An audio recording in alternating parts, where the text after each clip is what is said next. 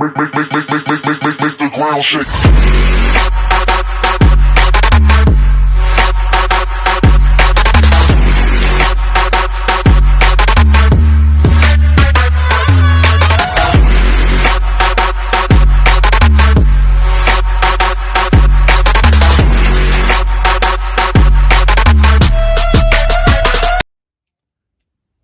Hello ladies and gentlemen, welcome to the Game Hub. I'm your host Gamer K, and it's time for another Top 13 video. And this one is one that took me a long time to come up with, and as much time to do some new stuff with my video editing. So, there we go. And to be honest, this one is kind of a long list. Assassin's Creed has become one of my favorite series in gaming since I was a teenager and almost out of high school, which is when Brotherhood would have been coming out.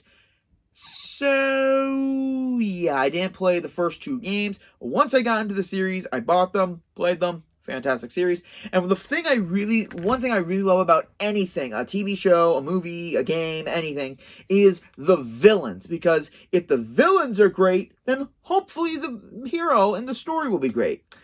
Some things that there are rules to that where it's not exactly true. But in the world of the Templars, it's pretty amazing. The Templars are the kind of villains that made me think about world philosophy. Whether, and all their different what's the word I'm looking for? All their different motives and all their different ideology by using religion, force, manipulation, and anything to gain power in what they want is to rule the world and lead humanity to the perfect divination. And there are a good number of them across multiple games, and so, I'm doing my top 13 Templars from Assassin's Creed. Couple rules. I'm not going to do one per game because in the last 3 games of Assassin's Creed, we didn't deal with the Templars. We dealt with the predecessors, which were the Order of Ancients. And they will be getting their own list, and I will only be talking about Origins because I cannot remember a good bunch of them from the other 2 games. Secondly, this is my list on just how enjoyable... One second, just gotta adjust a little bit, of what I think a great Templar is. They have to be cunning, they have to be creatively designed a little bit. I mean, I know we're going for human characters here, so design is kind of a iffy choice, but just the personality of the character is what I go for a lot when it comes to humanish to human characters. Also, another thing I'm going to be on this list is, this is again my choice and how much I like these characters. So, let's get down to it. This is Gamer K's Top 13 Templars. And why Top 13? Because here on the Game Hub, only the odd can become number 1. Let's start with number 13. Did the transition go? Okay, great. Assassin's Creed Syndicate was the last game that really basically had in the future, and now all the previous games have been in the past. Well, not future, but the 18th century London, which honestly I really loved, and also fantastic characters in the majority. However, there was one problem, and the only sin I can really count on Syndicate. Okay, yeah, it was too short, and yet Unity was too long, which didn't make much sense to me. Also, the trailer, before the game came out, revealed the targets right away in the trailer, and we were supposed to look for them. Okay, in all honesty, once that trailer was done, I literally forgot about it because it was months later. But I was going to put Maxwell Roth, the leader of the Blighter gang, on here because he's honestly my favorite villain in this game.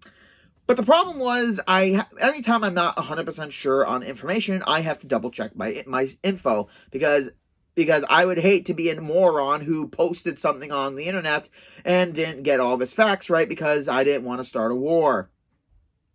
Just gonna put that out there. And Maxwell Roth is indeed not a Templar. He's a gang leader who worked for Steric because it gave him power. Shame, because Roth was a much better character, so I may do a list where he's included sometime. But one of the villains that I really enjoyed comes in during Sequence 5, where we have to stop Sterrick's control of the railways and the omnibus companies, in which we meet Pearl Attaway, Sterrick's competitor whose buses have been lit on fire, and she believes Jacob's there to kill her. Obviously, honestly, logical thought, because she is Sterrick's competitor and he will do anything to get an extra lead. So we start helping her get rid of Milner's stuff, the guy who works for Sterrick, by destroying his buses and stealing an internal combustion engine, which would revolutionize the train industry. Upon killing Milner, which, all honesty, I like that they included him in the White Room effect, even though the big twist is coming, it is revealed that he believes Sterrick sent us to kill him because he failed, and reveals that Attaway and Sterrick are family. Upon digging, they are cousins who, on occasion, have fights, and they disagree sometimes, but eventually they always work together in the end. I kind of understand that. Working with cousins is a bit of a pain in the rear sometimes, but you still love them no matter what. So, and honestly, one thing I enjoy about Pearl Attaway, even though she's at the bottom of the list, is it's explained in the trailers that she is exactly the target, but I like how throughout the game, she acts like a victim, saying that she thought Sterrick was going to kill her, and uses that to our advantage by us being very naive. And obviously, Jacob is always naive when it comes to women. And uses that to get rid of Milner to get in good graces with Sterrick. I mean, it is business after all. And the way we assassinate her is one of my favorite ones in the game. I mean, I know in Syndicate we are given the option of doing a secret assassination, and I love this one. Her being in her own special train car and being at the last one, we have to sneak into the station, and it's not easy. I've failed a good number of times for not being stealthful. But going on top of the train, and there's a glass ceiling, and literally jumping down on her is a perfect way of doing this. And then afterwards, we have to stealthily sneak away from the guards and get away with the train. Honestly, Pearl Attaway, really cool villain, really cool development within the game, but if it wasn't for the trailer, she definitely would have been a little bit higher on the list. A little bit higher. Not that much high. Command number 12, go to the Caribbean, where, all honesty, some of them aren't really Templars, but I'm going with it. Upon landing in Havana, and after being found out not to be an assassin and a meager pirate, we are tossed overboard. And the first target we get rid of is, all honesty, first meeting him, I thought he was going to be one of the most impressive characters in the Black Flag game. And honestly, I thought he was going to be someone at the near end and not the beginning of our redemption. I am talking about the French smuggler, Julien Duquesne. First meeting him, he definitely shows a disdain for assassins by collecting their hidden blades, which, all honesty, is pretty cool. Did it ever occur to the Templars anytime they kill an assassin just to take their weapons? Because their weapon is basically that's their whole thing right there. Taking them is definitely a sign of ill contempt and disrespect to the creed. And Julian did it spectacularly, noticing that Duncan has lost his in battle, so he replaces them. Being an arms smuggler, I really thought he was going to go a little bit further into the game.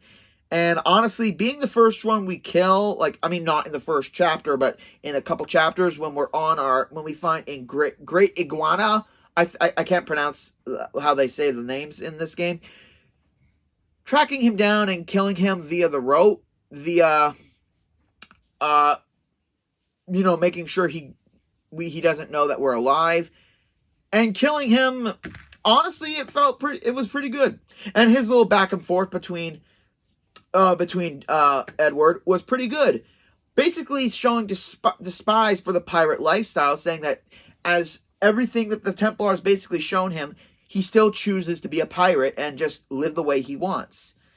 As sharp as blunt as a musket ball and as sharp, calling him brash and doesn't really think things through. And that's one thing I really enjoyed about Julian de Cass in the beginning. He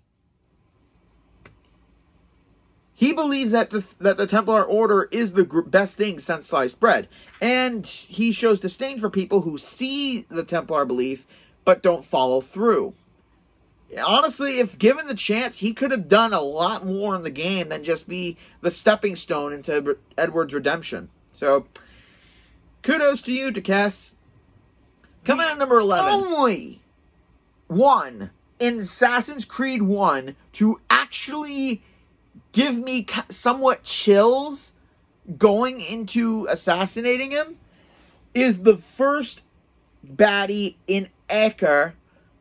I am talking about the very creepy Dr. Gagne da Pelouse.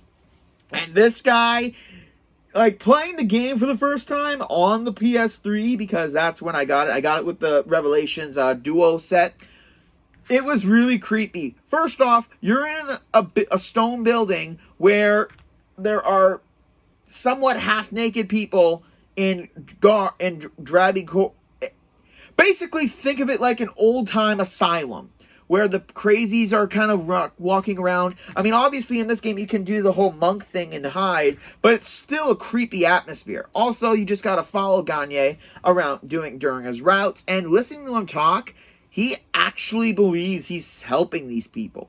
The one thing about Gagne is he intended to use drugs and herbs and a mixture to kind of help the mind, because all the soldiers for Acre that he developed were nothing but madmen, people who had diseases of the mind that really can't be cured.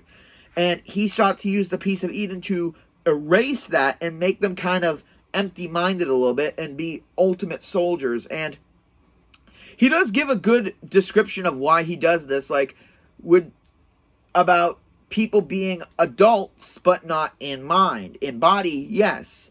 And honestly, it's one of the few Templars from the first game that I always remember his philosophy, mostly because of that. He sees the mind as an illness in itself, because the mind deteriorates a lot quicker than the body can sometimes, and especially for certain people, and he sought to remedy that. Of course, it was for the greater evil, but still, guy's a doctor through and through, so you gotta give him that. Coming in at number 10. There's one thing that the end of Ezio's story lacked, was a bunch of Templars that we actually had to, track.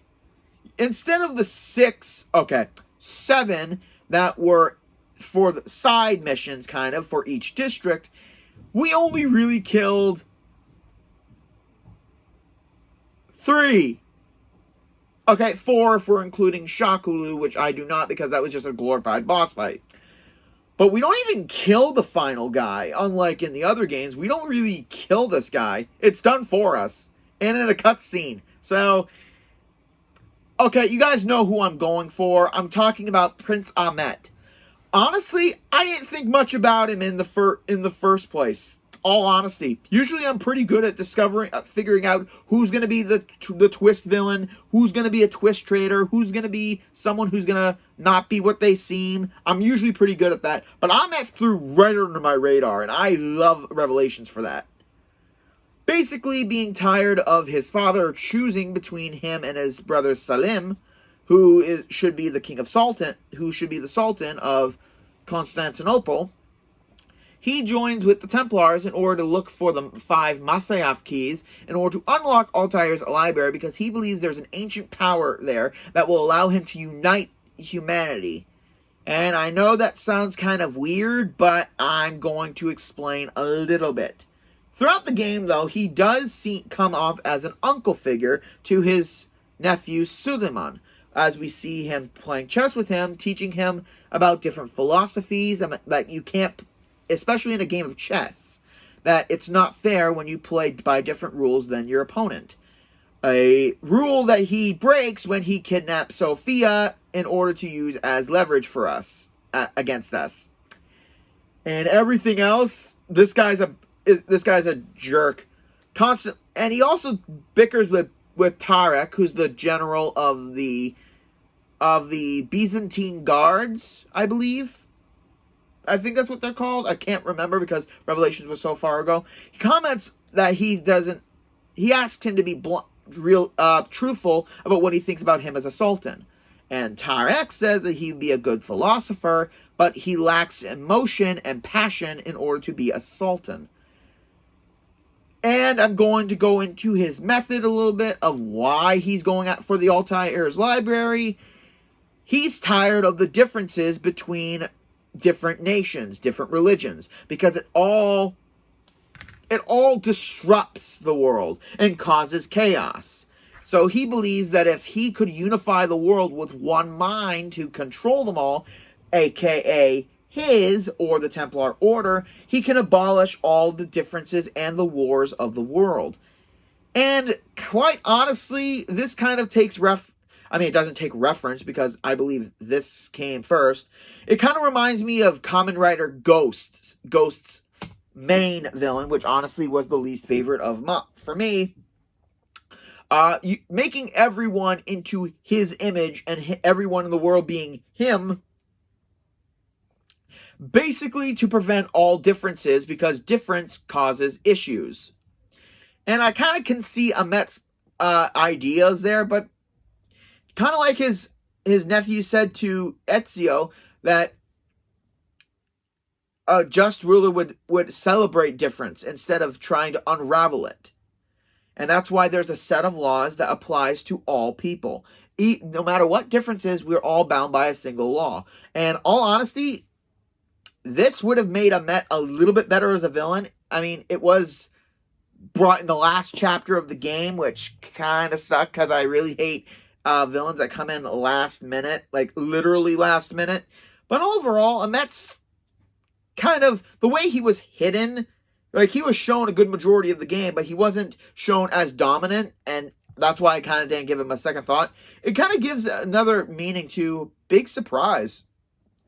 Command number 9, I freaking loved our companion in the first couple chapters, Benjamin Hornigold.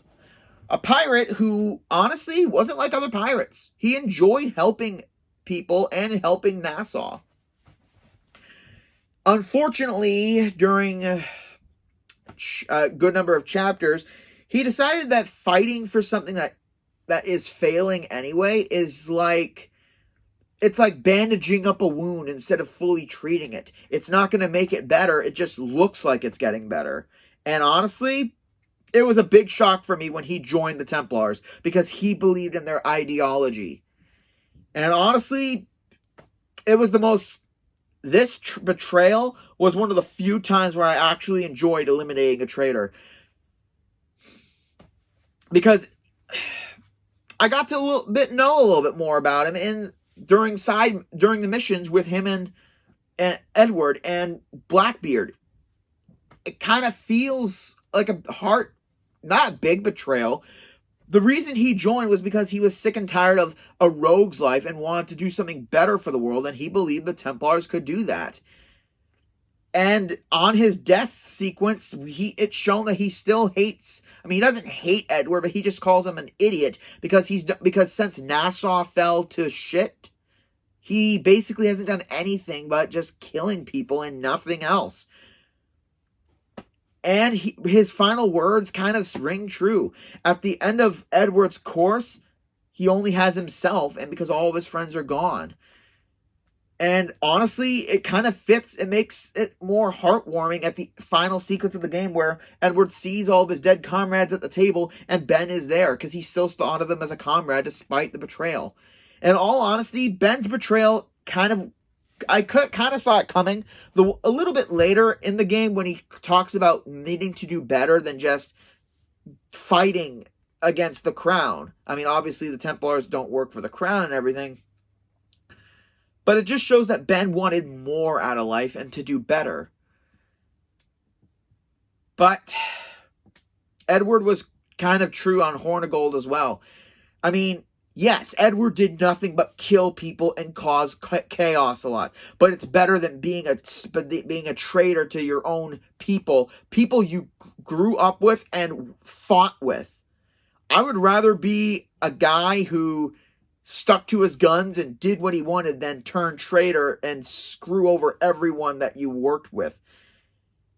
And Edward's words that there's at least one less snake in the world, it fits so true, and I like how there wasn't really that much emotion in this elimination, which I really enjoyed. Benjamin Hornigold could have been a better villain if he was given a little bit, like if he was maybe the last guy to kill before Torres. I'm gonna say that if Hornigold was just built up a little bit better into the Templar Order, then the death could have been a little bit better, and his place would have been a little bit higher. Could have been a better villain, but that's just my opinion.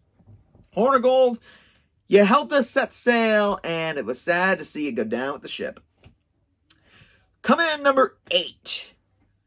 I'm going to be given a lot of looks in this department because of my disdain for this game. Assassin's Creed Rogue, let me finish before you exit. Rogue wasn't the best Assassin's Creed game. It's not even in my favorites. But the one thing I really enjoyed about it was the Templar in this game. Shay Cormac. A prime example that even the good guys can be the villains. And sometimes the villains can be the heroes.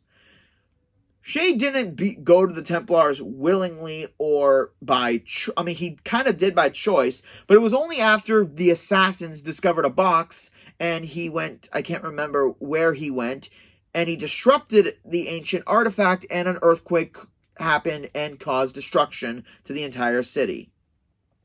Believing that the assassins meddle in things that they don't understand is an understatement because, in all honesty, some of the assassins do interfere when they really shouldn't. And that is the reason why Cormac decided to defect and join the Templars. And honestly, we got to see a little different side of the Templars because of it. I mean, yeah, they do things, they want control over the world and the populace, but sometimes their methods can kind of be okay. And having Shay go after everyone that raised him basically to become an assassin and using those skills to hunt them down, it's a little bittersweet a little bit. I mean, I enjoy Shay as a character because it gives us a kind of twist on what the Templars could have been if they got their own game. I mean, they kind of did, but it still sucked. But Shay was definitely a great character in the sense of when push comes to shove and push to a certain limit, anyone can defect and change their beliefs to right a big wrong. And yeah, it cost Shay everyone he's ever known. And honestly, I'm still mad that he wasn't the villain in Assassin's Creed Unity, because the end of Rogue kind of gives us the reason why. But the reason he's near the middle of the list is because he just doesn't have as much role or a big role when it comes to fighting the assassins. I mean, he's hunting the assassins, but he never fought Connor that we know of. He never fought Arno, which sucked. But overall, just because of his philosophy and the turmoil he was trying to right the wrongs of the assassins from meddling in the ancient artifacts, kind of gives a whole new light to the Templar schemes. Doesn't make them good people, but it still shows a little bit more of their philosophy. And Shay was a great candidate for this.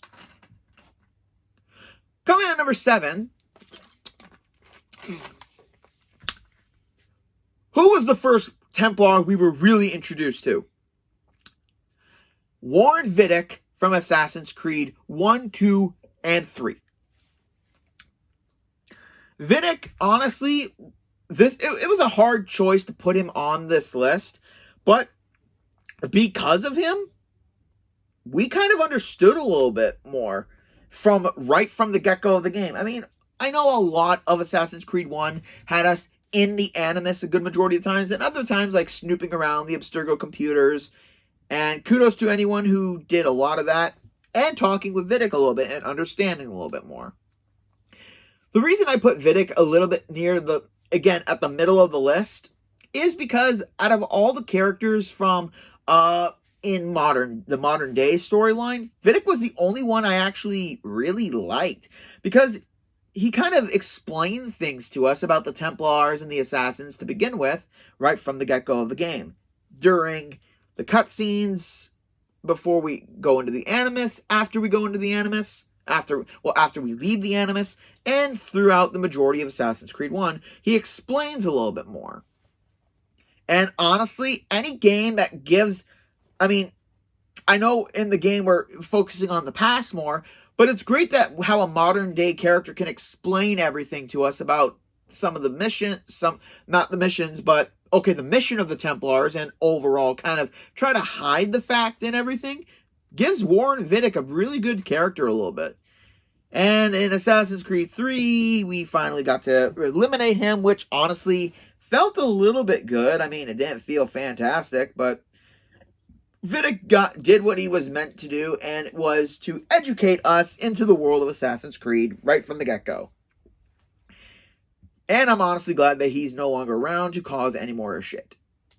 Because he worn out his welcome in the first game, worn out in the end of the second game, and near the end of the third game, he got what he really wanted. A piece of Eden. Too bad he never got to hold it. Coming at number 6. Did the transition go? Thank you. Assassin's Creed 3. This one was not that much difficult, because there's only one... Okay. I mean, I know there's a lot of others from number 3, but this one takes this 6th spot because his character is pretty enjoyable, and he just shows that not all people... It just shows that there are a type of characters that will join a team, not caring about their ideology, not caring for their plans, not caring anything in the future, just using what he can in order to get what he wants. And no character in Assassin's Creed fits that description than Thomas Hickey. Thomas Hickey is a jackass through and through, never giving a damn about anyone but himself. Even the first few missions where we look like we're gathering the assassins, but we're really gathering the Templars, Hickey doesn't give a damn about anything. He's that one frat boy who never left the frat party. While everyone else plans on doing something better, he just cares about drinking and being with women and money. And yeah, he was given the job of assassinating George Washington, which, all honesty, was a bit of a stupid idea on the Templars' part, because, okay, if you're going to assassinate the guy who's basically going to become the president of the United States or general of the army, who would you rather pick? A professional who's very good at this job? Or would you pick some slacker idiot who honestly got himself arrested? Exactly. Like, no, here's something. Why wasn't Shay sent to kill Washington instead of Thomas Hickey? I mean, I know we didn't know who Shay was at the time, but they could have wrote it in anyway just to keep us guessing. Like, Hickey would have been the decoy. Shay could have been the actual one to try to do it, but still failed. Like, this guy is the epitome of lazy and failure in the Templar Order. Even in his... I mean, yeah, he does run the underground world ring for the Templars and the Colonials, but he's still a lazy sack. The one thing I love about him, though, is even at his death, when Connor wants to know more about the Templars' plans and the Colonials, Hickey blatantly explains that he didn't give a damn about Haytham, Lee, about Charles Lee, none of them. He didn't give a damn. The only reason he joined the Templars was because To quote his words, they has the money, they has the power. That's the reason I threw in with them. That's the only reason. And he did explain more that the Templars do have plans, but it doesn't bother him anything. And this is when Connor really boils at him, basically saying that he chose to side with people that would rob the future of humanity and their freedom just because he could make a buck off of it. And honestly, this is realistic. Hickey then explains that principle. What is it? Can you bring it to the bank? And that explains to Connor that Connor and him are different. While Connor's just been chasing spirits, basically, and chasing after names, he's able to have a beer and have a woman in the other hand. And that he's had what he can seek. And he can always have it, but Connor's hands will always be empty. Basically explaining the way that Hickey sees the world is that people like Connor will always be chasing after what they want, whereas Hickey, being the way he is, he will always be able to have it at arm's reach. And I say it again, this is realistic. Because there are people in the world who will join a cause just because it's the easy route and because it's profitable for them. He doesn't care if his involvement matters or not. As long as it matters to him and it's profitable for him. This is the best description of a guy who will join a cause just to get an advantage out of it. Hickey is the prime example of this, and honestly, it works in this game. I'm just mad there's not a lot of others who are like this.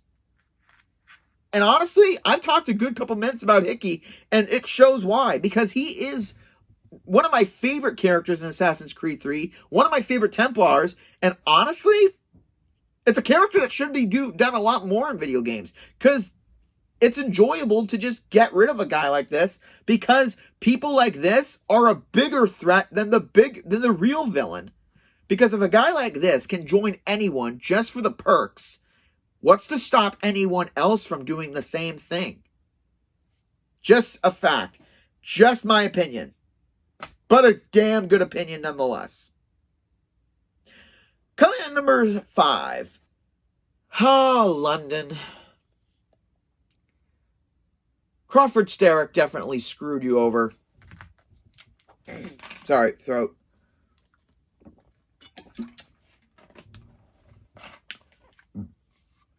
The first official Grandmaster in this list.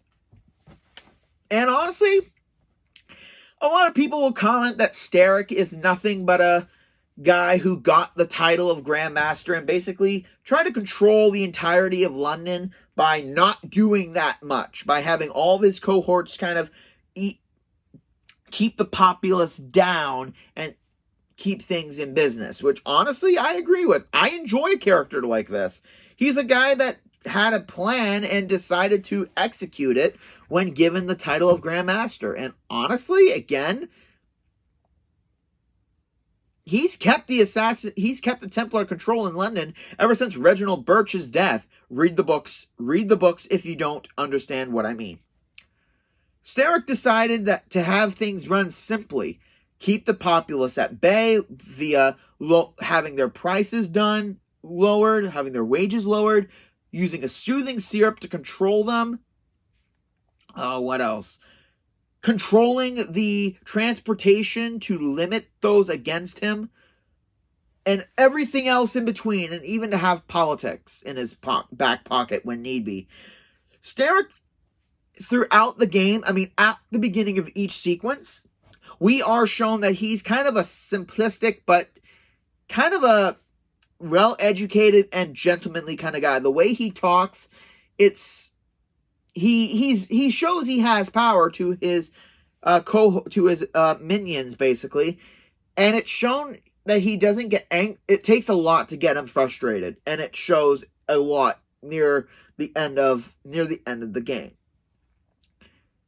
And his philosophy about the world, of why he created London into the perfect city with the way he did things, It's revealed at the end of the game of his kind of philosophy while dancing with Evie at Buckingham Palace.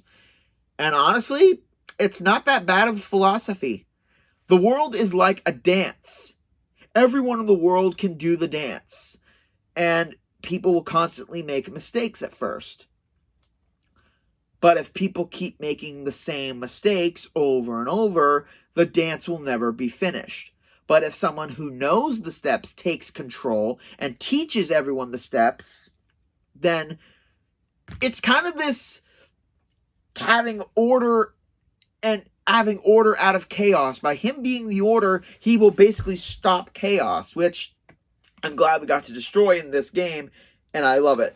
And then at the end of his death, I mean, he's the only confrontation that I really enjoy because it goes back and forth between Evie and Jacob.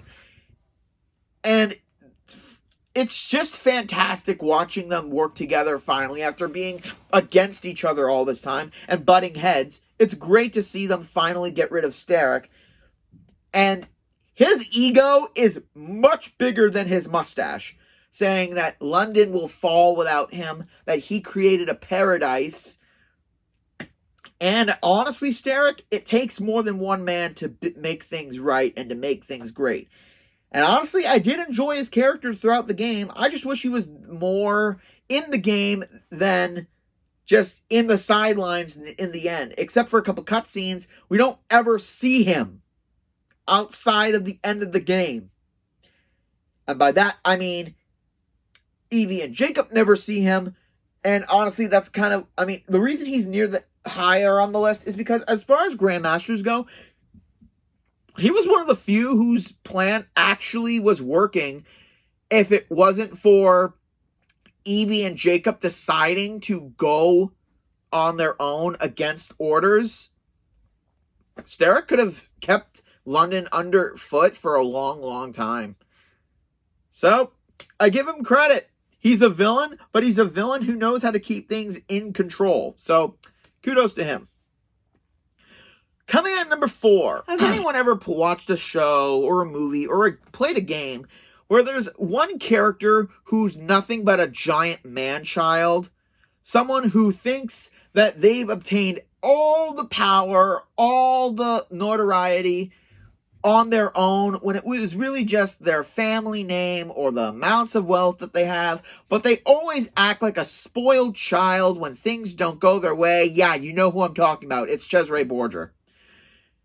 I did not think I was going to put him at the top of this list, but honestly, what can you say about this guy that I literally didn't just explain?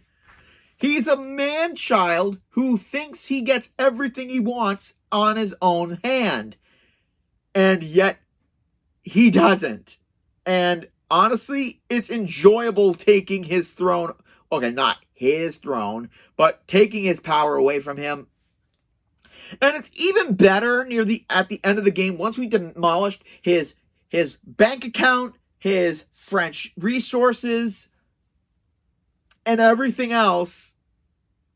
He shows his true colors behind doors to his father, which is, Rodrigo Borgia, who we failed to kill in the second game. Nice job, Ezio! It's shown that he is nothing but a spoiled child. And Rodrigo definitely calls him out for this by saying, because Cesare has been gone for a while, the assassins have been able to take out a lot of his resources. And Rodrigo basically says this is all your fault. Because he's the one that decided to attack Monteriggioni in the beginning of the game and kill Mario. It's all on him. Even though he constantly... Cesare kind of shadows the blame on others when things don't go correctly in his own way. And honestly, that's something that's pretty exact. When a guy like this constantly has to throw blame on others, you can really see that he's not as in charge as he thinks to be.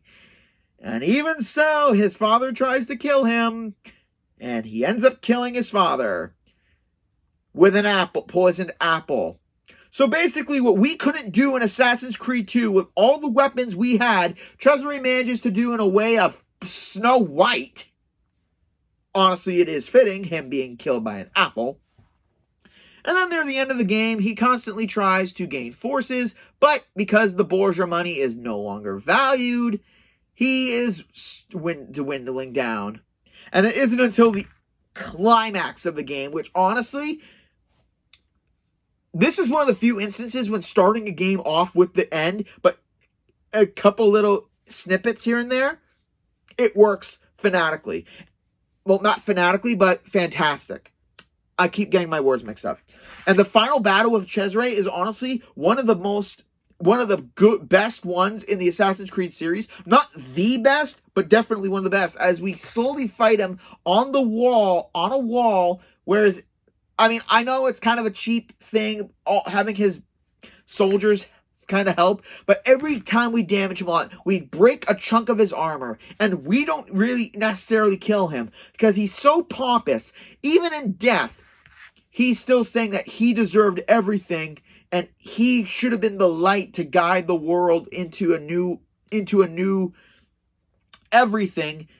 He is still so pompous. He is still so arrogant, like stating that no man can kill him. And to which Ezio throws him off the wall and leaving him in the hands of fate.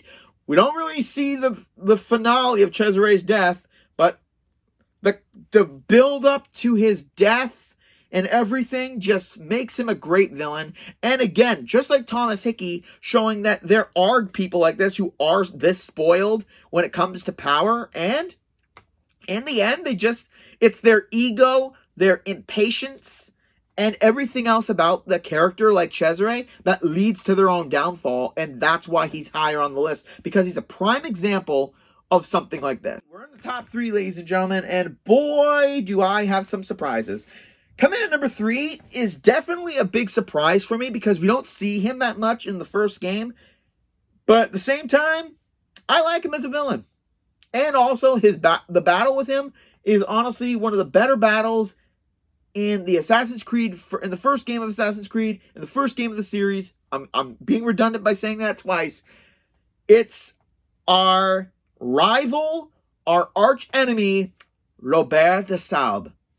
Yes, I'm putting the guy that's barely in the game near the top of the list, because of somewhat of the build-up that Robert builds for us. Because in stealing the artifact, the Piece of Eden, in the beginning of the game, this has Robert come at us with the Crusader army to attack Masyaf. And ending in the death of a bunch of our people. We are held responsible as Altair because of our arrogance, of our disregard for the creed, and basically our hatred for Robert a good number of times. And it's because of Robert that we are shoved into this position to eliminate the 9 Templars. You know, I'll get to that in another section on this list. But it is because of Robert that everything in this game, it happens the way it happens. Because we confront Robert in the temple before we don't steal the Piece of Eden. Malik, a cohort who literally loses an arm over it. Because we were too impatient to end Robert, we fall into a trap and we get separated from our guys. And that's on us. And it's because of Altair's inability to defeat Robert, which results not only in us obtaining the Piece of Eden, but Malik losing his arm, and we lost a bunch of people when Robert charged against Masyaf with the Crusader army, is basically why the final confrontation with him in front of King Richard, it honestly makes it fantastic. Explaining to Richard why Robert's the traitor and why the men that we killed were needed to die. Robert tries to lay us off as a liar and everything, but everything in the battle, not just fighting him, but fighting all the other guards that are dressed like him, so you don't really know which one it is until you do like a quick eagle vision. Oh no, wait, that doesn't even work. basically what I'm saying is Robert is the reason the game kind of exists. I mean, there is one other person that kind of is involved, but I'll get to that later. But because Altair's grudge against Robert from the beginning of the game to the final confrontation, it's what made the game. It's what forced Altair to forget his arrogance, to forget his hubris, and to forget how he was, and to become a better assassin, and to repay for everything that he did beforehand because of his arrogance of trying to kill Robert as quickly as possible. And Robert's final words: "Your greatest enemy kept you safe from the true enemy." And honestly, that really was a great way to have Robert be the catalyst that brought us into the final of the game. Really, really enjoyed Robert. Kind of wish he had more screen time, but what can you do? Coming in number 2, like I said, Robert kept us from the true enemy, and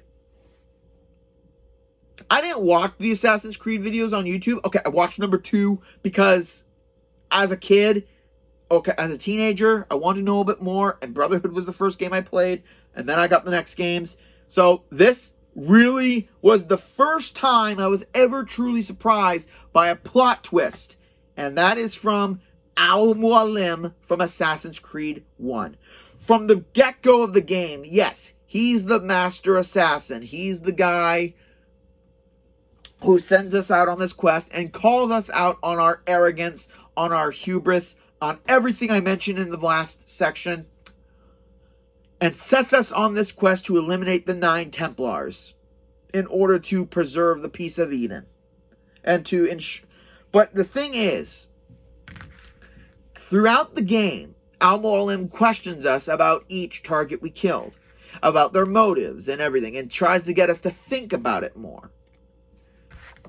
And it's definitely evident that he knows more than he knows for some reason, but, he's the master assassin, so he should know about his enemy. But he does this to challenge us and to see what we learned from the targets that we've killed. And that's brilliantly done, because every time we go back to Masyaf, we're always questioning about it. And honestly, it's a good going over our head moment that he's asking us this. Not just because he's punishing us, but because he wants us to learn more and to see what we have learned from the targets themselves, about their methods, their ideology, and realizing that they all, even though they're individuals in 3 different cities, they are all connected in a single order. And near the end of the game, he starts to show his arrogance. Well, not his arrogance, but his true self, by saying that if we don't do what he says, he'll just find another. To which Altair constantly says, if you could have sent someone else, you would have done so. When he gets answers from his master. And in this, his master obliges and tells him about what he knows about the targets and about the bigger picture. And honestly, it's kind of a good mentor, evil villain, hero, mentor, pupil kind of relationship in a little bit, and I love that. Even though it's revealed that he is the 10th Templar who sent us out on this quest to get rid of his cohorts, so because he didn't want to share the power. Yeah, I took a little bit of time to get there, but yeah, Robert reveals that Al-Mualim was the 10th Templar, and he decided that because he had the treasure now, he didn't need the rest of them, so he eliminated them because he never wanted to share the power in the first place. Even though and the battle in the end battling Al-Mualim has 2 different stages. One, he creates illusions of all the cohorts that we killed, and we got to kill them all again. And honestly, it's pretty funny seeing Abu Nakud hold a sword and running around and killing us and attacking us. It's kind of funny. And then he multiplies into multiple versions and teleports every time we get in a good shot. And it's all done at Masyaf, at the back of his study in the courtyard, which honestly is done very well. But again, the reason he's number 2 on the list is because he's done so well. Every attitude that he's shown, every bad thing he says about us is overthrown because we've deserved it. It's kind of like the parent being mean to the kid that doesn't listen for a reason. So it goes over our heads when it's finally revealed at the end of the game. And honestly, having that pupil master relationship going on throughout the game kind of hides the hidden motives a little bit. And one of the reasons why Assassin's Creed 1, even though it's the first game, it did a damn good job of making the hidden villain honestly one that I will always remember going forward into the future of Assassin's Creed. All right. Coming in at number 1, Templar, there's no way to say it, and I think you all know who it is because there's no one that deserves to be on the top of the Templar list than someone who carried out their ideology but isn't necessarily as evil as the others. I'm going with XIII Kenway. Yes. XIII Kenway. From the start of Assassin's Creed 3, we are believed that he is an assassin, and we're going into the American world in order to build the Assassin's Creed world within the Colonials. And Assassin's Creed Rogue kind of botched all that with the kind of in-between story, which honestly, Rogue should have happened first, so we knew a little bit more. But again, the big twist of XIII being a Templar at the end of Sequence 3, honestly really got me, and I never would have seen it coming if it weren't, for them basically saying it, and it was a really good thing. The one thing I love about XIII is, even though he is a Templar, he's still caring. Especially to Zio, who, honestly, I could kind of see their relationship a little budding between sequences. Yeah, Sequence 3, because that's where it mostly happens. And even though he is a Templar, like I said, he does care about he does care about people. He does care about innocent people. Evident is when he confronts Edward Braddock, his ex-Templar member, who honestly I thought was an assassin who went rogue, saying that everything he did, like innocent people he slaughtered, was for no reason. And then building the American Colonials, honestly, he did a great job. Finding people in... One thing I really, really love about XIII, I know I'm going off track, but is his ability to somewhat admit when he needs to focus on other things. After finding out that the amulet that he has does not open the vault that's in the Aborigine forests, and after having a passionate moment with Zio, yeah, we all know what happened in that cave. He tells his men that they are to stop searching for the precursor site and to build more practical goals. And honestly, I believed him when he told Connor that he had nothing to do with the death of his mother. I didn't think he was lying at that, because even though he's a Templar and they didn't see eye to eye, he would never do anything to harm Zio or anything. And the chapter where he's bonding with Connor actually feels genuine. Doesn't feel forced. It doesn't feel like it's cliched. It does feel cliched, but at the same time, it's actually done pretty good. And near the end of that whole bonding thing, it falls apart in a good way. And honestly, it just makes XIII a lot better of a character. Even the chapter when we're going after Benjamin Church for basically betraying the Templar Order for his own personal reasons, XIII does not take it lightly. But it's done very, very well, and it is believable that XIII, even though he's the Grand Master of the Templars in the Americans, he still cares about actual people. I've said this a lot of times. He doesn't do anything that would put innocent people at risk, although he's not opposed to using brute force and evil tactics in order to do like the when Connor was a kid, the plot of the takedown of the Colonials and the rebellion. It's done very, very well with Hatham. And his final battle with Connor is one of the most intense battles in Assassin's Creed history for me. It's done in a building where we thought we were attacking Lee, and the battle is just mano a mano. We got counter a good majority of attacks. And the final confrontation, when Connor is almost down, Hatham reveals a little bit more about his view of the Templars, that they don't need indoctrinations by old men or the past. All he needs is that the world be as it is, and that is why the Templars will never fully be gone.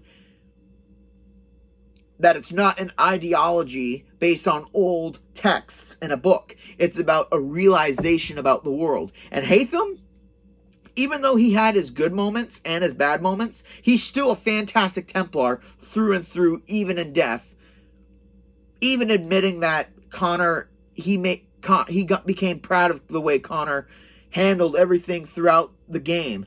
His strength, his courage, his tenacity, that he believed in the Assassin's Creed Order, even though he wasn't born into it, kind of made him kind of think back about his father, maybe. I mean, I think so. But then he ruins it by saying he should have killed him long ago. And you really should have. But sometimes being a father isn't that easy, Hatham.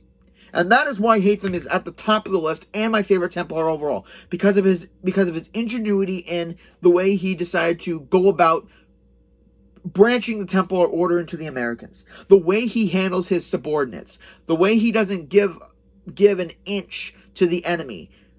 How he's willing to compromise with Connor a good majority of the times if it benefits them in the end. The way he cares about people who aren't in the Templar Order. The way he cares about everything about the world. It just shows that Hatham is a rare majority of both assassin and Templar because he was born in both. And it just shows that it created this ultimate Grand Master that, all honesty, I don't think we'll ever get to see again for a long, long time.